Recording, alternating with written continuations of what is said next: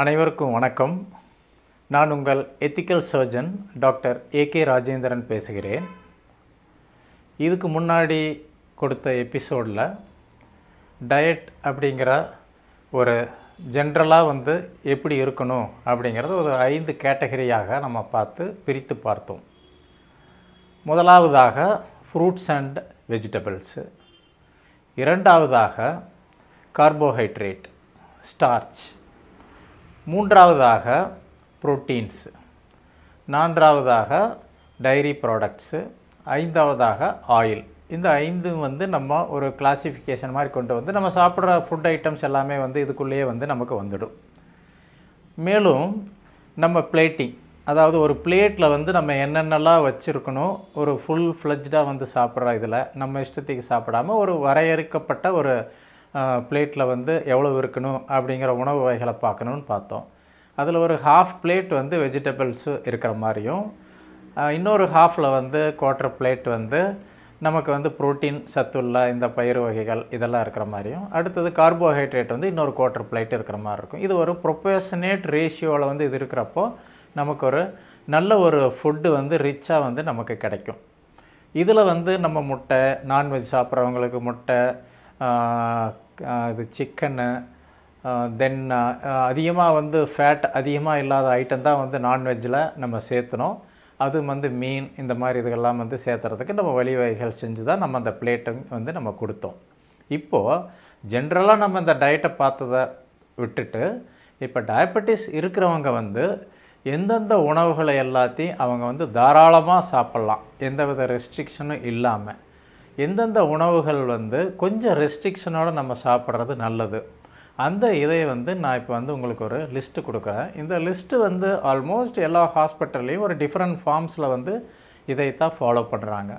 நம்ம இதில் எதெல்லாம் நம்ம கொஞ்சம் அவாய்ட் பண்ணோம்னா நமக்கு சுகர் வேல்யூ குறையாமல் இருக்கும், அதிகமாகாமல் இருக்கும், குறைவாக வச்சுக்கலாம் அப்படிங்கிறத ஒரு தோராயமாக நம்ம ஒரு அளவுக்கு நம்ம கொண்டு வந்துடலாம். இப்போது நம்ம அந்த ஃபுட்டில் தாராளமாக சாப்பிட்ற இதில் முதல்ல நம்ம இந்த காய்கறிகளை முதலாவதாக பார்க்கலாம். அது பச்சை காய்கறிகள் அப்படின்னு எடுத்துக்கிட்டோம்னா அதில் வெண்டைக்காய் சாப்பிட்லாம், கேரட் ஒரு அளவாக ஒரு அரை கப்பு சாப்பிட்லாம், தென் சவ் சாப்பிட்லாம், கொத்தமல்லி சாப்பிட்லாம், காலிஃப்ளவர் சாப்பிட்லாம், சுரைக்காய் சாப்பிட்லாம், வெள்ளரிக்காய் சாப்பிடலாம், அப்புறம் முட்டைக்கோஸ் சாப்பிட்லாம், தக்காளி நிறையாவே சாப்பிட்லாம், சாம்பல் பூசணிக்காய் சாப்பிட்லாம், வெங்காயம் சாப்பிட்லாம், காராமணி சாப்பிட்லாம், கோவைக்காய் சாப்பிட்லாம், முருங்கைக்காய் சாப்பிட்லாம், கொத்தவரங்காய் சாப்பிட்லாம், பாகக்காய் சாப்பிட்லாம், வாழைத்தண்டு நிறையாவே யூஸ் பண்ணலாம், புதினா, முள்ளங்கி, அப்புறம் கத்திரிக்காய் சாப்பிட்லாம், நூல்கோல் சாப்பிட்லாம், பீர்க்கங்காய் சாப்பிட்லாம், கருவேப்பிலையும் சாப்பிட்லாம், குடமிளகாய் சாப்பிட்லாம், வாழைப்பூ, இந்த மாதிரி உணவு வகைகள், இந்த கீரைகள், இந்த காய்கறிகள் இதெல்லாம் சாப்பிட்றப்ப நமக்கு என்ன ஆகும்னா, தாராளமாக சாப்பிட்றப்போ எப்போவுமே இந்த ஃபுல்லாக மாட்டேங்குது அப்படிங்கிற ஒரு ப்ராப்ளம் இந்த டயபெட்டிஸ் இருக்கிறவங்களுக்கு இருக்கும். அப்போ அது ஃபுல்லாகிறதுக்கு இந்த தாராளமாக சாப்பிட்ற காய்கறிகளை நம்ம சேர்த்திட்டோம்னா ரொம்ப நல்லாயிருக்கும். அடுத்ததாக கீரை வகைகள், அந்த கீரை வகைகள்லேயும் நம்ம கொஞ்சம் கான்சன்ட்ரேட் பண்ணி நம்ம அதை சாப்பிட்லாம். அதுலேயும் ஒரு அளவு இருக்குது, பட் இருந்தாலும் அதிகமாக சாப்பிட்டாலும் கீரை வகைகளில் எந்தவித பிரச்சனைகளும் அதில் வர்றதுக்கு வாய்ப்பில்லை. அடுத்ததாக பழங்கள், அந்த பழங்கள் இப்போ என்னென்ன பழங்கள்லாம் சாப்பிட்லாம், அதில் கொஞ்சம் அளவுகள் இருக்குது. அது எப்போவுமே நம்ம நினச்சபடி எவ்வளோ பழங்கள் வேணால் சாப்பிட்லாம் அப்படிங்கிற மாதிரி இல்லை. அந்த லிஸ்ட்டை இப்போ நான் உங்களுக்கு சொல்கிறேன். அதாவது கொய்யாப்பழம் சாப்பிட்லாம், அது ஒரு அரை கொய்யாப்பழம் சாப்பிட்டா போதும். ஆப்பிளும் அதே மாதிரி நம்ம ஒரு ஆஃப் தான் சாப்பிட்ணும். தென் கமலா ஆரஞ்சுனா ஒரு அரை கமலா ஆரஞ்சு, பப்பாளினா ஒரு துண்டு, அந்த ஒரு துண்டுங்கிறது ஒரு 100 கிராம் இருக்கிற மாதிரி இருந்துச்சுன்னா நல்லது. பேரிக்காய்னா சின்னதாக 1, சாத்துக்குடி கூட அது 1 சாப்பிட்லாம். இந்த பழ வகைகள் எல்லாமே ஒரு லிமிட்டாக நம்ம என்ன சொல்லியிருக்கோ அதை மட்டும்தான் நம்ம சாப்பிட்றது ரொம்ப நல்லது. பழ வகைகள் எப்போவுமே அதில் கொஞ்சம் சுகர் இருக்கலாம். அப்படி இருக்கிற பழங்களை நம்ம சாப்பிடாமல் தவிர்க்கிறது நல்லது. இந்த மாதிரி இப்போ நான் மேற்கூறிய இந்த ஆப்பிள், பேரிக்காய், கொய்யா இதில் எல்லாம் கம்மியாக தான் இருக்குது. அதுவும் நம்ம ஒரு அளவு நம்ம சொல்லியிருக்கிறோம். ஹாஃப் சின்னதாக பேரிக்காய் இந்த மாதிரி தான் சொல்லியிருக்கோம். ஸோ இந்த மாதிரி இதெல்லாம் சாப்பிட்றப்ப வந்து நமக்கு பெரிய அளவில் ஒன்றும் சுகர் ஏறாது. அடுத்ததாக வந்து நட்ஸு அந்த மாதிரி இருக்கிறதையும் நம்ம இப்போ பார்க்கலாம். நட்ஸு அப்படின்னு பார்த்தோம்னா முந்திரி, பாதாம், பிஸ்தா போன்றவை வந்து ரொம்ப நல்லது. இது எல்லாத்தையும் வந்து நம்ம சேர்த்திக்கலாம். அது எண்ணிக்கையில் தான் நம்ம வந்து அதை சேர்த்துணும். நம்ம நினச்சபடி வந்து நிறையா முந்திரி, பாதாம் இதெல்லாம் சாப்பிடக்கூடாது. ஒரு நாளைக்கு வந்து ஒரு 10லிருந்து 12 டிவைடட் இதில் கூட சாப்பிட்லாம். அந்த மாதிரி சாப்பிட்றப்ப வந்து நல்லது. இந்த மாதிரி ஒரு டயபெட்டிக் இது வந்து டயட்டு நம்ம சாப்பிட்றப்ப வந்து அது ஈஸியாக ஜீரணம் ஆயிடலாம். ஒரு மாதிரி ஒரு பசி ஆகிற மாதிரி இருக்கும் ஒரு 11 மணி போல். அப்போ நம்ம என்ன செய்யலாம், அந்த இடைப்பட்ட நேரத்தில் அந்த லஞ்சு சாப்பிட்றதுக்கு முன்னாடி அந்த பசியை அடக்கிறதுக்கு, அதே சமயம் ஒரு சாட்டிஸ்ஃபேக்ஷனாக மற்ற ஒர்க்கை நம்ம பார்க்குறதுக்கு வந்து சில ஐட்டங்களை நம்ம சாப்பிட்லாம். மோர் குடிக்கலாம், தக்காளி பழம் சாப்பிட்லாம், வெஜிடபிள் சூப் குடிக்கலாம், வெள்ளரிக்காய் சாப்பிட்லாம், பூரி சாப்பிட்லாம். இதெல்லாம் வந்து அதிக அளவில் வந்து சுகரை வந்து ரைஸ் பண்ணுறது கிடையாது. இதையெல்லாம் நம்ம சாப்பிட்டு முடித்ததுக்கப்புறம் நமக்கு லஞ்ச் வருது இல்லையா, அந்த லஞ்ச் டைம்லேயோ அல்லது டின்னர் டைம்லேயோ நம்ம வந்து ஒரு நான்வெஜ்ஜையும் வந்து கூட கொஞ்சம் சேர்த்திக்கலாம். நான்வெஜ் பிரியர்கள் வந்து அதையும் வந்து நம்ம கண்டிப்பாக ரெஸ்ட்ரிக்ட் பண்ணணும்னு கிடையாது.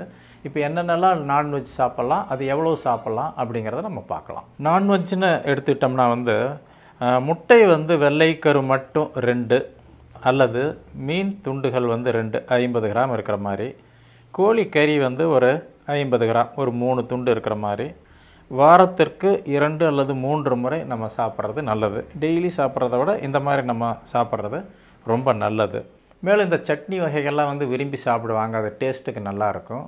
தக்காளி சட்னி சாப்பிட்லாம், கருவேப்பிலை சட்னி சாப்பிட்லாம், புதினா சட்னி சாப்பிட்லாம். இந்த மாதிரி சட்னி வகைகள் எதாக இருந்தாலும் நம்ம வந்து கூட வந்து நம்ம சேர்த்திக்கிறது நல்லது தான். இது வரைக்கும் நம்ம வந்து எதெல்லாம் சாப்பிடணும் அப்படிங்கிறத பார்த்து தாராளமாக சாப்பிட்றத நம்ம பார்த்தோம். இனி வந்து எதெல்லாம் வந்து சாப்பிடக்கூடாது, அது சாப்பிட்டா சுகர் அதிகமாகும் அப்படிங்கிற டயட்டையும் நம்ம பார்த்து தெரிஞ்சு வச்சுக்கிறது நல்லது. எல்லா கிழங்கு வகைகளும், அதாவது வந்து சேனக்கிழங்கு, கருணக்கிழங்கு, பீட்ரூட்டு, உருளைக்கிழங்கு இது எல்லாத்தையும் வந்து கொஞ்சம் நம்ம வந்து தவிர்த்தோம்னா நமக்கு ரொம்ப நல்லது.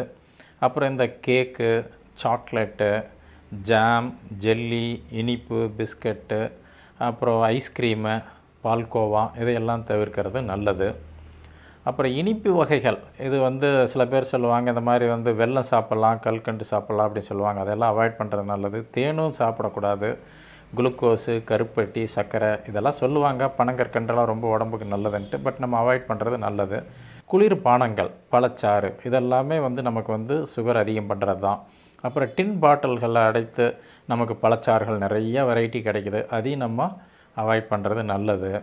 அப்புறம் வெண்ணெய், டால்டா இதெல்லாத்தையும் வந்து நம்ம அவாய்ட் பண்ணுறது நல்லது.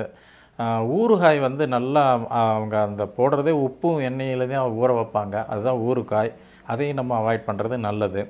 அப்புறம் நெய்யில் வறுத்த பொரித்த உணவுப் பொருள்கள், எண்ணெயில் வறுத்தது இதெல்லாமே கொஞ்சம் அவாய்ட் பண்ணுறது நல்லது.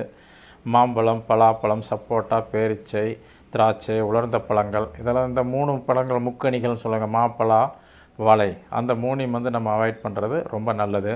அப்புறம் கல்லீரல், மூளை, இருதயம், மாட்டு இறைச்சி இதெல்லாமே அவாய்ட் பண்ணுறது நல்லது. இதெல்லாம் விட நம்ம மது வகைகள் வந்து சர்க்கரை இருக்கிறவங்க வந்து ஃபுல்லாக அதை அவாய்ட் பண்ணிடுறது ரொம்ப நல்லது. அப்புறம் சேமியா, அரோரோட்டு மாவு, ஜவ்வரிசி, மைதா இதெல்லாத்தையும் வந்து கொஞ்சம் அவாய்ட் பண்ணுறது நல்லது.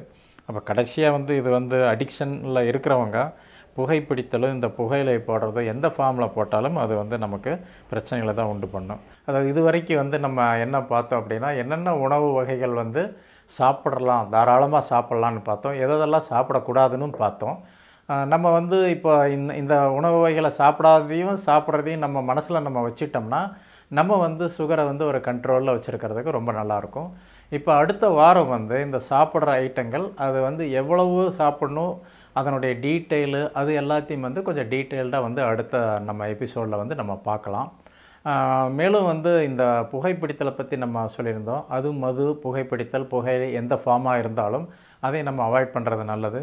இது வந்து நமக்கு வந்து சுகர் ரிலேட்டடாகவும் இருக்கும்.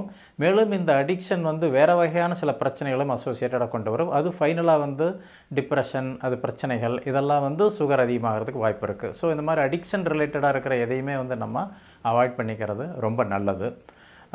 இது வந்து இந்த எபிசோடு வந்து உங்களுக்கு ரொம்ப பிரயோஜனமாக இருந்திருக்கும்னு நினைக்கிறேன்.